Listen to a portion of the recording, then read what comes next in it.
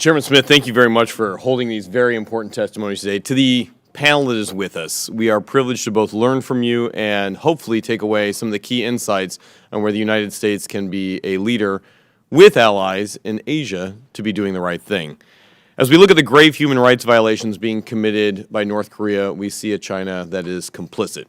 In my military service, I've been privileged to serve on the DMZ in South Korea with our allies in the area and witness the defectors who come across to the South seeking a better life, not only for themselves, but for the country that they know and have loved so well, that of all the Korean people, but are constantly stymied by the fact that a totalitarian regime in Pyongyang is suppressing not only their right to free speech, but their very existence in the world. Today we're going to be examining the brutal circumstances of North Koreans who have tried to leave their home, the lack of cooperation by Beijing to provide them any safe haven, and the asylum seekers who stand at the border in detention facilities. Not those who have tried to flee to South Korea, but those who have gone north to China only to be rebuffed and return to a heinous situation. The people of North Korea, let's make no mistake, are being murdered, starved, and worked to death every year under Kim Jong-un. With limited references to be able to cite because of the Dark Kingdom's suppression of any information leaving North Korea, we know this. The number of people killed in North Korea every year is estimated between 300,000 to 800,000. That's the equivalent of my congressional district back in Iowa being wiped out in 1 year. It is believed that there are roughly 15 to 25 mass forced labor camps throughout the country as well, where individuals are forced to toil for the interest of one individual who puts himself before an entire nation. And on the other hand, we have China, the United States' main trading partner in Asia and one of the largest benefactors of international financing institutions and a force in its own right under their global influence of the Belt and Road Initiative. But the reality has never been clear. China and North Korea are criminals of human rights cut from the same cloth. Recent reports show there are currently 2,000 North Korean asylum refugee seekers being held in detention centers near the China-North Korea border.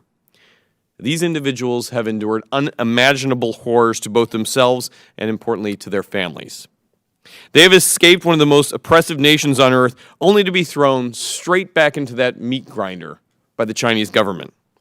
According to the United States Department of State, the North Korean refugees are repatriated from China, and there they face forced labor, forced abortions, torture, and even execution. These crimes against humanity have only increased under the severity of Kim Jong-un's rule. China's refusal to acknowledge not only the sins of North Korea, but to be complicit in returning these individuals makes them equally culpable. For the past 2 decades, this committee has examined China's blatant ignorance when it comes to international commitments to refugees, denied humanitarian organizations the ability to help those who are most in need, and falsified critical data relating to the scope and the severity of North Korea's refugee crisis, intentionally disinforming the rest of the world. China's continued reparation of North Korean refugees signals to the rest of the world that the Chinese Communist government has never been, nor may it ever be, a safe harbor for the freedom and liberty for those seeking a better life, whether those fleeing North Korea or those within its own borders. Here in the United States, we must not forget the liberties and freedoms we enjoy every day, particularly when in stark relief to what's going on in Asia. On this commission, our men and women in uniform, all those working to spread democracy around the world, are behind those struggling in places like North Korea and even those in China. So, Mr. Chair, I call on this bipartisan commission with the administration to continue to pursue tighter consequences for holding the CCP accountable for its inaction, and for Kim Jong-un specifically in his role as a grave human rights violator, wishing to live, and for the hope of all those wishing to live in a freer and more prosperous life. Further, I would specifically ask the Premier of China and Beijing to condemn Kim Jong-un's regime. It is well over time that we hold these individuals accountable, to cooperate with asylum seekers and grant hope to those trapped in a land of darkness.